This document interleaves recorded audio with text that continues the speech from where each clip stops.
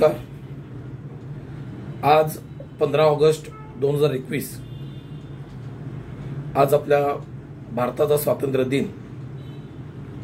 तरी मी अनिल फोंडेकर, अध्यक्ष मुंबई व्यापारी असोसिएशन, आपणा सर्वांना या स्वातंत्र्य दिनाच्या शुभेच्छा देतो।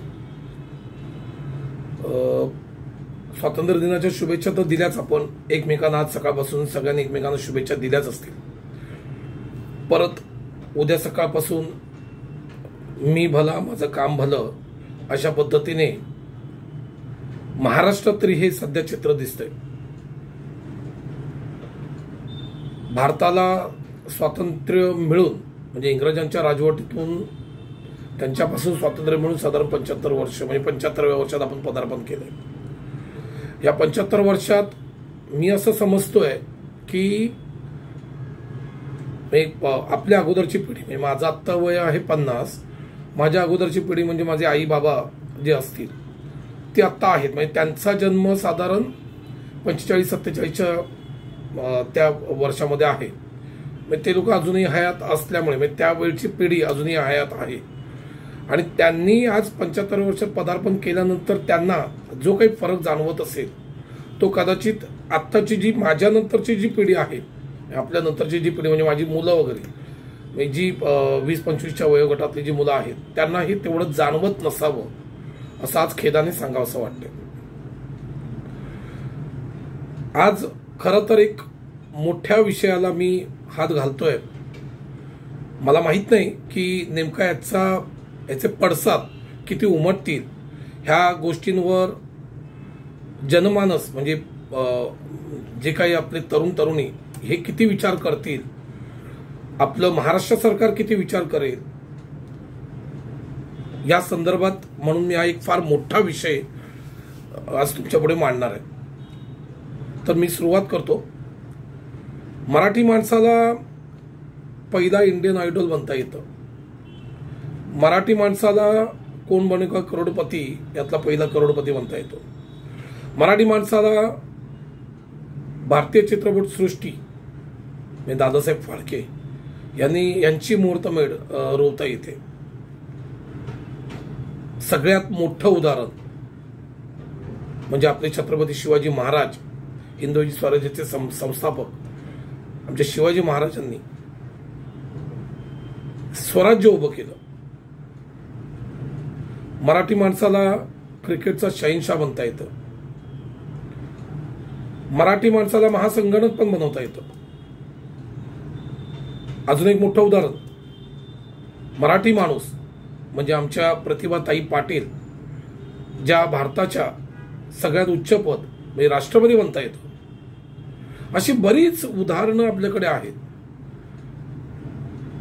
पण बांधवांनो, भगिनींनो, मला एक मोठं उदाहरण तुम्हाला द्यायचंय। ह्या प्रत्येकाची तुम्हाला जात माहिती आहे का?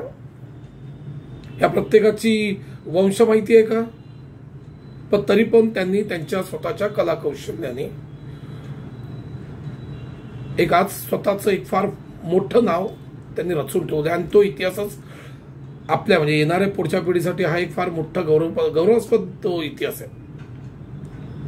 अजून एक सगळ्यात मोठं उदाहरण म्हणजे डॉक्टर बाबासाहेब आंबेडकरांनी भारतीय राज्यघटना ही त्यांनी लिहिली।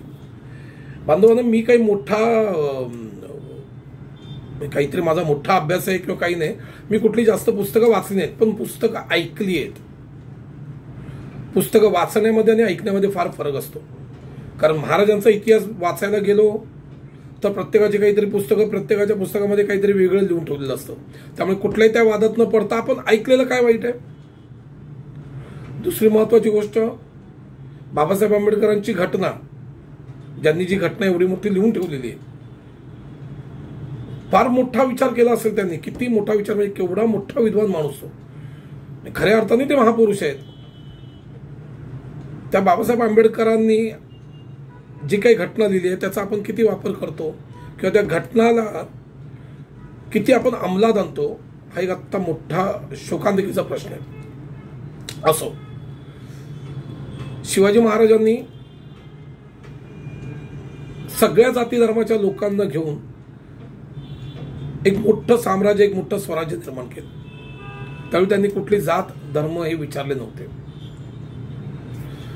दुर्दैवाने खरं तर स्वातंत्र्याच्या अगोदरपासून ही जाती व्यवस्था एका विशिष्ट गटाने ती निर्माण केली असं मी ऐकवत आहे. मी काही तेवढा मोठा अभ्यासक नाही आणि अभ्यास मला तेवढा करायचा पण नाही. पण जेव्हापासून मला हे काही सगळं समजायला लागलं त्यावेळी ह्या जातीवरच आधारित शिक्षण, या जातीवरच आधारित रोजगार, या दोन गोष्टींमुळे तुम्ही बघत असाल की आजही मराठा आरक्षणासाठी भांडण चालू आहे, ओबीसी आरक्षणासाठी भांडण चालू आहे. ओबीसी आरक्षणाच्या मध्ये किंवा मराठा आरक्षण यांनी SC ST आरक्षणाला काय म्हणूयात धक्का लागू नये म्हणून SC STतले जे काही नेते मंडळी आहेत त्यांचं एक वेगळं पद्धतीने त्यांचा आक्रोश चालू आहे. सो एकंदरीत एकमेकांना भांडणं कशी लावून द्यायची ही एक मला असं वाटतं भारतीय राजकारण, भारतीय ही एक व्यवस्था तयार करून घेतलेली आहे. पाश्चात्य देशात मी अजूनपर्यंत कुठे गेलो नाहीये, पण या पाश्चात्य देशांमध्ये तुम्हाला माहिती आहे का हे अशा काही जातीपातीचं राजकारण असेल, हा दोन गट असतील. आता आपण जर मुस्लिम भागात जर बघितलं तर तिकडे काहीतरी शिया सुन्नी असे काही प्रकार आहेत. परदेशामध्ये आता इंग्रजी राजवटीमध्ये तिथे पण काही वेगळे असतील, काही छोटे मोठे काही गट असतील. पण ज्या पद्धतीने भारतामध्ये ही एक जाती व्यवस्था निर्माण केली आहे, याने येणारा जो आत्ता हा जो तिसरा पिढीचा म्हणजे माझ्या नंतरच्या पिढीचा आणि त्याच्यानंतरच्या पिढीचं हे जातीपातीचं राजकारण कुठे घेऊन जाणार आहे हे आता कोणाला माहित नाही. आपण जर थोडंसं 15-20 वर्षापूर्वी जर मागे गेलो तर त्यावेळी हा मोबाईल हा प्रकार नव्हता. त्यामुळे काय व्हायचं की ग्रामीण भाग आणि शहरी भाग यांच्यामध्ये एक थोडंसं काय म्हणते फरक केलेला तो आता फरक तोही नाहीसा झालाय. कारण मोबाईलमुळे ह्या ज्या सोशल मीडियामुळे मी इथे मुंबईत, आपण ग्रामीण भाग, मी स्वतः कोकणातला, तर कोकणातली माझी जी काही भाऊ मंडळी आहेत, माझी जे काही परदेशात माझे जे काही भाऊ मंडळी आहेत, जे माझे नातेवाईक आहेत, ते एकमेकांना आम्ही कनेक्टेड आहोत. पण सगळ्यांची बुद्धी तशाच पद्धतीने व्यवस्थित चाललेली असते. प्रत्येकाचं एखादं डिबेट असेल तर मला असं वाटतं जे ग्रामीण भागातले माझे जे नातेवाईक आहेत ते चांगल्या पद्धतीने त्यांनी ते या सगळ्या गोष्टी अंमलात आणलेल्या आहेत. त्यामुळे काय होतंय की एकंदरीत आता म्हणजे ह्या पुढच्या पिढीला ही भारतीय अर्थव्यवस्था, ही भारतीय जाती व्यवस्था, हे भारतातलं राजकारण कुठपर्यंत घेऊन जाणार आहे हा एक सगळ्यात मोठा प्रश्न, आपण त्याला यक्ष प्रश्न म्हणूया, हा आता ठाकलाय. आता मी मूळ मुद्द्याकडे येतो. मी माझ्या ह्या व्हिडिओचं शीर्षकच असं होतं की व्यवसाय करण्यात जात का विचारतं. त्याचं कारण असं की शिक्षण आणि रोजगार, शिक्षण आणि नोकरी, आपण नोकरी म्हणूया रोजगार नंतर, तर शिक्षण आणि नोकरीसाठी हे एक आरक्षण ज्या पद्धतीने तयार केलं गेलेलं आहे, मग ते अनुसूचित जाती जमातीसाठी, ओबीसी वर्गासाठी, मग त्याच्यामध्ये विजेएनटी वगैरे म्हणजे जो धनगर आदिवासी समाज वगैरे जे काय आहेत त्यांच्यासाठी, आता नुकतंच मराठा आरक्षण त्या संदर्भातलंही तो न्यायालयीन प्रक्रिया अजून चालू आहे. न्यायालयाने पण ते स्पष्ट केलेलं आहे, परंतु ते केंद्र आणि राज्य सरकार ह्यांच्यामध्ये जे काही विषय अजून चालू आहे त्या बाबतीत असो. सो शिक्षण आणि नोकरीमध्ये आरक्षण, त्या घटनेला, त्या घटनेबद्दल मी बोलणं एवढा माझी तेवढी कुवत नसेल. पण व्यवसाय करणाऱ्याने काय वाकडं केलं हो तुमचं. आपण जर म्हटलं की सिंधी, पंजाबी, गुजराती, मारवाडी, अगदी UP बिहारचे,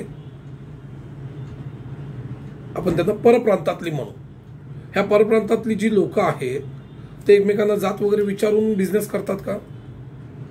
आणि समजा ते वेगळ्या जातीतले असतील, त्यांच्यामध्ये पण जाती जमाती आहेतच, परंतु तुम्ही सगळं बघितलं तर जास्तीत जास्त 90% सगळा हा समाज हा एक त्याला आपण काय म्हणूया की व्यावसायिकता आहेच, शिवाय ते एकमेकांना मदत करणारे पण आहेत. आमच्याकडे महाराष्ट्रातील मराठी तरुणांना व्यवसाय करायचा आहे, पण सगळ्यात महत्वाचा इश्यू काय होतोय की भारताचं सरकारच्या बाबतीत मी म्हणणार नाही, पण महाराष्ट्र सरकारमध्ये ज्या पद्धतीने व्यवसाय करण्यासाठी प्राधान्याने पुढे आलं पाहिजे होतं ते कुठलंही सरकार पुढे यायला बघत नाहीये. जर तुमच्याकडे शिक्षणासाठी तुम्ही आरक्षण ठेवलंय, नोकरीसाठी तुम्ही आरक्षण ठेवलंय, बरं नोकऱ्या आहेत केवढ्या असतील 10%, आणि फॉर्म भरतात किती 100% लोक, 90% लोकांचं काय करणार तुम्ही? बस सगळ्यात महत्वाचा मुद्दा की शिक्षण जर सोडलं तर नोकरीसाठी प्रायव्हेट ऑर्गनायझेशनमध्ये, प्रायव्हेट ऑर्गनायझेशनचा सगळ्यात मोठा भाग हा भारताच्या अर्थव्यवस्थेमध्ये आहे. तर तिकडे या जातीपातीचं राजकारण कुठलं नसतं. तिथे तर सरळ सोट असा विषय असतो की बाप दाखव नाही तर श्राद्ध कर. त्यामुळे तू तुझ्या टॅलेंटमध्ये तुला ती प्रायव्हेट ऑर्गनायझेशनमध्ये नोकरी मिळते. बरं तिथेही असला मी मराठा आहे, मी SC ST मधला आहे, मी OBC मधला आहे, तिथे कुठलंच राजकारण आणि कुठल्याही या घाणेरड्या राजकारणाला त्यांनी वाव पण मिळत नाहीये. अगदी चांगल्या गुण्या गोविंदाने ते एकत्र काम करत असतात. त्याला एक टीमवर्क म्हणूया, टीम लीडर एक असतो आणि त्या टीम लीडरच्या अंतर्गत समोरच्यालाही माहीत नसतं. फक्त हिंदी भाषिक, मराठी भाषिक, गुजराती भाषिक, अजून वेगळ्या ज्या भाषा आहेत म्हणजे साऊथच्या भाषा आहेत, असे वेगळ्या भाषिक म्हणून एकत्र येतात. त्यावेळी त्याला ते विचारत नाहीत की तू चर्मकार आहेस का, तू बौद्ध आहेस का, तू मराठा आहेस का, तू माळी आहेस का. मग ह्या शिक्षण आणि नोकरी इथे ज्या पद्धतीने ह्या सरकारने, ह्या शासनाने जी भांडणं लावून दिली आहेत, नेमकं काय साध्य करायचंय? फक्त इलेक्शन, मतदान. ह्या तुमच्या मतदानामुळे येणारी तरुण पिढी बर्बाद होत चालली आहे सरकार. मला एक कळत नाही. ठीक आहे, तर तुम्ही शिक्षण आणि नोकरीबद्दल तुम्हाला काय जो घोळ घालायचा तो घाला, आणि तो किती दिवस घालणार आहेत हे येणारा काळच ठरवेल. कारण तुमच्याकडे नोकऱ्या नाही आहेत. आणि आम्हाला असंही कळलेलं आहे की महाराष्ट्र शासनामध्ये जेवढ्या काही नोकऱ्या, जी काही रिटायर्ड होतात, जे काही कर्मचारी असतात, त्यानंतर पोस्ट भरल्याच जात नाहीयेत. कारण शासनाच्या तिजोरीमध्येच पैसा नाहीये. तुम्हाला एक सगळ्यात मोठी गोष्ट तुम्हाला प्रत्येकाला माहीतच असेल की सरकारच्या तिजोरीतला 60% हे जे पैसे आहेत हे शासकीय कर्मचाऱ्याला लागत असतात. त्यांचे पगार आणि हे सगळ्या गोष्टी, पुढे त्यांचे पेन्शन्स वगैरे सगळ्या बऱ्याच गोष्टी आहेत. त्यामुळे होतंय काय की तुम्ही शिक्षण आणि नोकरी पेक्षा जर तुमच्याकडे नोकऱ्या नाहीये तर मग तुम्ही त्याला व्यवसाय करायला द्या ना. बरं व्यवसाय करण्यासाठी तुम्ही काय करता? कधी अग्रक्रमाने कुठलाही नेता, कुठलाही मंत्री असा आवेशाने बोललाय का हो? मग आमच्या सारख्यांना इथे पुढे यावं लागतं आणि मग सरकारच्या ज्या काही स्कीम्स आहेत त्या आम्हाला सांगाव्या लागतात. बरं सरकार त्याच्यामध्ये आम्हाला काही देत नाहीये की बाबा पब्लिसिटीसाठी हा एवढा खर्च कर म्हणून, पण ती तळमळ इथे असावी लागते. आणि हो, मी हा अनिल फोंडेकर गेले 20 वर्ष रोजगार आणि स्वयंरोजगारासाठी काम करतोय. महाराष्ट्र रोजगार म्हणून मी साप्ताहिक काढलं. महाराष्ट्र रोजगार आज पोर्टल आहे. मुंबई व्यापारी असोसिएशन म्हणून मी एक संस्था चालवतोय की जे नवीन व्यापारी असतील, जे नवीन होतकर व्यापारी असतील त्यांच्यासाठी मुंबई व्यापारी असोसिएशन आहे. आणि जे ऑलरेडी एक्झिस्टिंग व्यापारी आहेत त्यांच्याकडून मी त्यांना एक आर्थिक मदत नकोय मला, पण बाबा तुमच्याकडे काही गोष्टी असतील तर ह्या जो नवीन होतकरू जो व्यापारी आहे त्यालाही तुम्ही ओढून घ्या, त्यालाही तुम्ही खेचून घ्या आणि त्याला व्यवसाय करण्यास प्रवृत्त करा. होतंय काय की शासनाकडे बऱ्याच काही चांगल्या स्कीम्स आहेत. मग ती व्याज परतावा स्कीम असू दे, मुख्यमंत्री रोजगार निर्मिती कार्यक्रमाची स्कीम असू दे, SC ST महामंडळामध्ये वेगळ्या स्कीम्स आहेत, OBC महामंडळामध्ये वेगळ्या स्कीम्स आहेत, आणि बऱ्याच काही गोष्टी आहेत. पण त्या कुठे, कोणाला ते GR माहिती आहेत तुमचे? कारण तुमच्यावर विश्वास नाहीये. तुम्ही काय नेमकं साधता, नेमकं काय करता हे त्या म्हणजे आत्ताच्या तरुणांना तर माहीतच नाहीये. निदान आमच्या वेळचे जे तरुण होते, आम्ही ज्यावेळी 28-30 वर्षाचे ज्यावेळी होतो, निदान आम्हाला थोडं बहुत तरी कळायचं. पण आता ह्या तरुणींचा तुमच्यावरचा विश्वासच उडालाय. स्कीम्स वगैरे सगळ्या मांडल्या जातात आणि हे स्कीम्स काही कुठले मंत्री करत नाहीत, हे कुठले स्कीम्स कुठले नेते करत नाहीत. आपल्याकडे जो काही सचिवालय, त्याला आपण सचिव म्हणूया, जे IAS ऑफिसर आहेत, जे क्लास 1 ऑफिसर आहेत, त्यांच्या कल्पनेने, चांगल्या संकल्पनेने या स्कीम्स तयार होतात. पण पुढे त्या गावागावात, शहरात या ज्या पद्धतीने त्याचा प्रचार प्रसार व्हायला पाहिजे हा होत नाहीये. आता मगाशी मी म्हटल्याप्रमाणे की अण्णासाहेब पाटील आर्थिक मागास विकास महामंडळ फार छान काम करतायत आणि फार काम चांगल्या पद्धतीने त्यांच्याकडून होत आहे. आणि मी हे अनुभवाने सांगतोय. एक साधी सोपी गोष्ट म्हणजे हा व्हिडिओ बनवण्याचं कारणच ते होतं आणि ही चीड निर्माण झाली आहे की अण्णासाहेब पाटील आर्थिक मागास विकास महामंडळ हे महामंडळ त्यांनी एक चांगली स्कीम काढली आहे की तुम्ही 2 लाख ते 10 लाखापर्यंत बँकेकडून व्यवसाय कर्ज घ्या. त्याच्यासाठी एलिजिबिलिटी क्रायटेरिया लागणार, त्याबद्दल वादच नाहीये. मग त्याला तुमचा सिबिल चांगला असला पाहिजे, बँकिंग असलं पाहिजे, अशा बऱ्याच गोष्टी आहेत. आणि 2 वर्षापूर्वी त्यांनी सगळे जाती धर्म म्हणजे फक्त त्यांनी विचारलं होतं PAN card, Aadhaar card, ration card, electric bill, तुमचं इन्कम म्हणजे इन्कम सर्टिफिकेट किंवा IT रिटर्न, या 5-6 गोष्टी विचारल्या होत्या आणि त्याच्यावर त्यांनी तो एलॉय जनरेट केला होता. लेटर ऑफ इंटेंट म्हणूया त्यांना, संमतीपत्र, की तुम्ही 2 लाख ते 10 लाखापर्यंत तुम्ही व्यवसाय कर्ज घ्या. त्या कर्जाचं 5 वर्षातून 12% प्रमाणे आम्ही तुम्हाला त्याचं व्याज परत करू प्रत्येक महिन्यात. फार छान पद्धतीने स्कीम चालू होती. अचानक बरं तिथे त्यावेळी जातीपातीचा कुठलाही विषय नव्हता. अगदी त्यावेळी SC STची, OBCचे, VJNTचे, मराठा असू दे, ब्राह्मण असू दे, तिथे काही गरजच नव्हती या सगळ्या गोष्टींची. अचानक OBC महामंडळ आलं. OBC महामंडळाने सांगितलं की आम्ही ह्या धर्तीवर आमच्या इकडे OBCचा जो आमचा डेटा आहे त्यांच्याकडे आम्ही प्रचार प्रसार करू आणि त्यांना आम्ही ह्या पद्धतीने कर्ज वाटप करू, व्याज वाटप. त्यानंतर VJNT महामंडळ, वसंतराव नाईक महामंडळ जे आहे त्यांनी तशी तयारी दर्शवली. SC ST महामंडळाकडे तो प्रस्ताव 3 वर्ष अजूनपर्यंत प्रलंबित आहे. सो अण्णासाहेब पाटील मध्ये मग नंतर म्हणजे नाईलाजाने त्यांनी मराठा आणि ब्राह्मण या समाजासाठी काम करत राहिले आणि उत्तमरित्या काम करत आहेत. मग आता काय झालं, एक पेपर वाढला अण्णासाहेब पाटील मध्ये pan card, Aadhaar card, ration card, electric bill, income certificate आणि लिव्हिंग सर्टिफिकेट. लिव्हिंग सर्टिफिकेट अशासाठी की त्यांनी लिव्हिंग सर्टिफिकेट मध्ये लिहिलेलं पाहिजे की बाबा हिंदू मराठा किंवा हिंदू ब्राह्मण, बस त्याच्यावरती एक पेपर अपलोड करायचे आणि 2 ते 3 दिवसामध्ये तो एलॉय जनरेट होतो.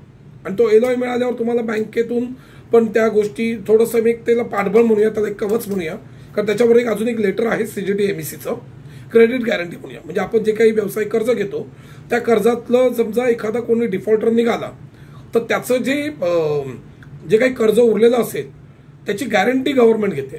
ह्या अशा बऱ्याच गोष्टी आहेत. सेम OBC महामंडळामध्ये अण्णासाहेब पाटील महामंडळाच्या धर्तीवर कर्ज वाटप म्हणजे कर्जाचं व्याज वाटप हे होणार आहे. सेम 2 लाख ते 10 लाखाचं तुम्ही कर्ज घेऊन या आणि आम्ही तुम्हाला हे असं असं करू, तसं तसं करू. ह्याच्यात क्रायटेरिया काय, pan card, Aadhaar card, ration card, electric bill हे KYC झाले. इन्कम सर्टिफिकेट घेऊन या जिल्हाधिकाऱ्याकडून, डोमिसाईल घेऊन या आणि सगळ्यात महत्वाचं म्हणजे जातीचं सर्टिफिकेट घेऊन या.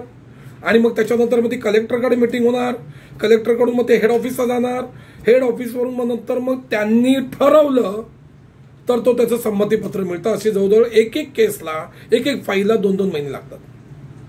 म्हणजे एखादा OBC वर्गात 353 जाती आहेत माझ्या माहितीप्रमाणे. ह्या 353 जातीचा हा एवढा मोठा डेटा आहे. हे बिचारे या सगळ्या स्कीम मधून वंचित राहिले ना. म्हणजे एके ठिकाणी मराठा ब्राह्मण जे कोण समाज आहे त्या समाजाला 2 दिवसात एलॉय जनरेट होऊन 8 ते 10 दिवसात 15 दिवसात त्याचं बँक त्याच्या क्रायटेरियाप्रमाणे त्याचं ते अप्रूव्ह होतं, सँक्शन होतं, डिस्बर्स होतं आणि तो पुढच्या 2 महिन्यामध्ये त्याला ते व्याज पण परत मिळतं प्रत्येक महिन्याला. आणि इथे काय OBC वर्गातली जी मुलं आहेत, जे तरुण तरुणी आमच्याकडे येतात, कर्जाचं अप्रुव्हल मिळतंय इन प्रिन्सिपल, पण सँक्शन कुठून घेऊ? कारण जोपर्यंत एलॉय जनरेट होत नाही आणि एलॉय नंतर जनरेट झाला सँक्शन नंतर किंवा डिस्बर्स नंतर तर ते व्याज परत मिळणार नाही, अशी मोठी कंडिशन आहे. मग तुम्ही ह्या जातीपातीच्या राजकारणामध्ये OBC वर्गाला, VJNT वर्गाला तुम्ही वंचित ठेवताय. म्हणजे एके ठिकाणी तुम्ही स्कीम काढायची आणि वर्षातून तातूरमातूर कामं करायची आणि एवढ्या मोठ्या OBC वर्गाला तुम्ही एक एवढ्या चांगल्या स्कीमला तुम्ही वंचित ठेवताय. हे साधं उदाहरण देतो मी. 10 लाखाचं कर्ज, 10 लाखाच्या कर्जाला साधारण 3-5 वर्षात 12% 10 लाखाला साधारण 3 लाख रुपये व्याज लागतं आणि हे व्याज महामंडळ परत करतं. आणि मी हे अनुभवातून आणि माझे पुरावे आहेत त्याचा मी उल्लेख आता पुढे करेनच. मग सुरुवातच जर समजा तुम्ही चांगल्या पद्धतीने एखादा चांगला GR आहे त्या GRला चांगल्या पद्धतीने इम्प्लिमेंट करा, तो इम्प्लिमेंटेशन होत नाहीये. आज अण्णासाहेब पाटील महामंडळामध्ये तिकडे तो एक चांगला म्हणजे तरुण वर्ग बसवलेला आहे. तिथे जो एक त्यांचा जो काही त्याला एक वेबसाईट म्हणूया किंवा त्यांचं जे पोर्टल आहे अगदी अत्याधुनिक पद्धतीचा बनवलेला आहे. कुठल्या अधिकाऱ्याला भेटायचं नाही, काही नाही, सगळ्या गोष्टी अपलोड करून पद्धतशीरपणे चांगल्या पद्धतीने तिथे ऑडिट वगैरे काम होऊन व्यवस्थित होते. आणि हेच या ओबीसी महामंडळामध्ये, या व्हिजिलंटी महामंडळामध्ये अगदी संत गतीने काम. मला इथे कुठलं जातीपातीचं राजकारण किंवा जातीपातीमध्ये मला भांडण लावायचे नाहीये. आता तिसरा भाग घेऊया, SC ST. त्या महामंडळाला गेली 2 ते 3 वर्ष ह्या पद्धतीची स्कीम अंमलात आणायला सांगतायत. ना त्यांच्या मंत्र्याला काही पडली आहे, त्यांच्या नेत्यांना काही पडली आहे, त्यांच्या महामंडळाला तर मुळीच पडलेली नाही. आणि मग तिकडे गेल्यावर असं सांगतात की नाही आमची ही स्कीम चालू आहे, आमची ती स्कीम चालू आहे. किती लोकांना त्यांचा लाभ मिळाला, किती लाभार्थी आहेत, किती फायदा झाला हे काही माहिती नाही ना. ऑन पेपर या सगळ्या गोष्टी. एकंदरीत सांगण्याचा मुद्दा असा आहे की या छोट्या छोट्या स्कीम्स फार मोठ्या मोठ्या आहेत. म्हणजे जर समजा एखादा लघु उद्योग करायचा असेल, लघुउद्योजकाला, तर त्याला तुमच्या या सगळ्या सपोर्टने जर तो पुढे जर नाही गेला तर मात्र येणारा काळ तुम्हाला दोष दिल्याशिवाय राहणार नाही. मगाशी मी वेगळ्या प्रांतातली जी लोक आहेत, गुजराती, मारवाडी, सिंधी, पंजाबी, इतर पारशी पासून वगैरे सगळ्या जाती धर्मातली लोक किंवा वेगळ्या भाषिकातली लोक हे यांचा व्यवसाय करतात. यांना यांची एक स्वतःची त्यांचा एक मोठमोठे ग्रुप्स आहेत. पण ते ग्रुप असेच नाही उभे राहिले, कारण त्यांना भीती होती की आम्हाला सरकार कुठे काही मदत करणार नाही, आम्हाला आमच्या पायावर उभं राहायचंय. आणि माझ्या महाराष्ट्रातली तरुण तो जाती धर्माचं सोडावं, त्याला तेवढंच डोकं आहे, त्याला तेवढीच बुद्धी आहे, त्याला तेवढंच सगळे अवयव त्याचे सगळे एकाच जातीचे आहेत सगळे. की एकाला म्हणजे मराठा ब्राह्मणांना 2 हात, मग SC ST ला 1च हात, ओबीसीला 1च डोळा, असा काही प्रकार आहे का? त्यामुळे तुम्ही शिक्षण आणि नोकरीमध्ये जे काही राजकारण करताय ते तुम्हाला लखलाभ.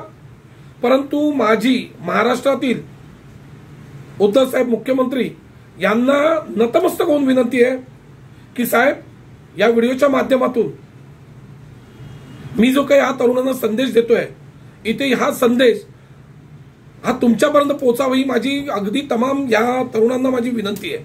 म्हणून माझी आज 15 ऑगस्ट 2021 या 75व्या स्वातंत्र्य दिनादिवशी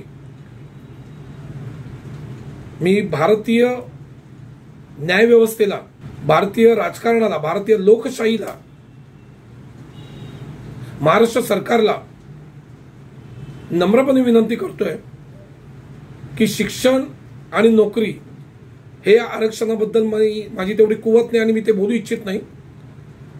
परंतु व्यवसायासाठी कुठलंही राजकारण, कुठल्याही जातीपातीचा भेद न करता फक्त मानव जात आणि महाराष्ट्र धर्म या 2 गोष्टी जर आपण लक्षात घेतल्या तर येणाऱ्या काळात माझ्या महाराष्ट्रातील हा तरुणी यांनी नोकरी तर केलीच पाहिजे. नोकरीवर त्यांनी अनुभव घेतलाच पाहिजे. अनुभव घेतल्यानंतर त्याच्यानंतर तुम्ही ट्रेडिंग, कन्सल्टिंग हा एक सुरुवातीचा एक व्यवसाय केला पाहिजे. आणि त्यानंतर व्यवसायात जर उतरायचं असेल तर महाराष्ट्र सरकार, भारत सरकारच्या ज्या काही स्कीम्स आहेत यासाठी एक खिडकी योजना, म्हणजे यात कुठल्याही जातीपातीचं राजकारण, कुठल्याही जातीपातीचा भेद न करता ज्या काही आपल्याकडे स्कीम्स आहेत, ज्या काही योजना आहेत, या प्रत्येक तरुणाला महाराष्ट्रातील गाव खेड्यामध्ये फार वंचित लोक आहेत, शहरामध्ये पण आहेत. आज शहरामध्ये पण या सगळ्या गोष्टी माहीत नाहीयेत. त्यामुळे ह्या सगळ्यांना त्याचा लाभ व्हावा असे सांगून मी एक प्रतिज्ञा करतोय आज की जास्तीत जास्त महाराष्ट्रातील तरुणांना ते व्यावसायिक कसे होतील. कुठलाही उद्योग हा लहान नाहीये मित्रांनो. तुम्ही छोट्या व्यवसायापासून मोठे व्यवसाय करू शकता. तुम्ही छोटं भांडवल घेऊन मोठं भांडवल घेऊ शकता, पण तुमची जिद्द, तुमची चिकाटी ही तेवढीच महत्वाची आहे. नोकरी केलीच पाहिजे, नोकरीचा अनुभव घेतलाच पाहिजे आणि त्यानंतर तुम्ही व्यवसायात उतरालच. यासाठी मला तुमची साथ हवी आहे. आणि आज 15 ऑगस्ट 2021 भारतीय स्वातंत्र्य दिनानिमित्त प्रत्येकाने प्रार्थना करा, प्रत्येकाने प्रतिज्ञा घ्या की या जातीपातीच्या राजकारणातून बाहेर पडा आणि सक्षम व्हा, तरच आपला देश भक्कम होईल. जय हिंद, जय महाराष्ट्र.